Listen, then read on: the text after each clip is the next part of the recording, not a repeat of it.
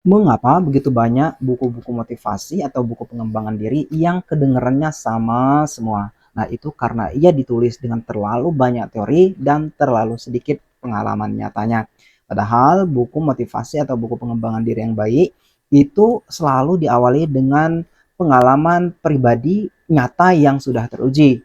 Baik ia itu berasal dari pengalaman kita sendiri sebagai penulisnya ataupun pengalaman orang lain yang kita gunakan secara relevan. Tapi bagaimana caranya? Kita akan lihat 4 cara berikut ini. Yang pertama adalah dengan menggunakan kisah nyata, bukan saran kosong. Jadi ketika kita menyarankan sesuatu misalnya terhadap pembaca supaya mampu mengatasi masalah dan lain sebagainya, maka kutipannya itu harus sesuatu yang realistis, sesuatu yang nyata yang dapat dipertanggungjawabkan dalam dunia yang nyata.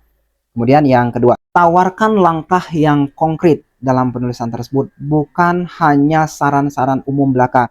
Misalnya ketika kita menyarankan supaya sabar menghadapi kesulitan, maka kita tidak cukup dengan mengatakan ya sabar dan lain sebagainya, tapi memang harus ada langkah-langkah konkret, step by step, 1, 2, 3, dan lain sebagainya, untuk mengimplementasikan konsep sabar yang kita tawarkan dalam buku pengembangan diri tersebut. Yang ketiga, tonjolkan perjalanan perubahan dari tokoh atau diri kita sendiri yang dijadikan sebagai kutipan contoh dalam buku motivasi tersebut, bukan hanya kehebatannya. Jadi yang kita tonjolkan di sini adalah perubahan setelah melakukan 1, 2, 3 langkah, kemudian kita melihat perubahan. Nah, perubahan inilah yang kita tonjolkan, bukan kehebatan yang kita miliki atau tokoh yang kita tersebut miliki.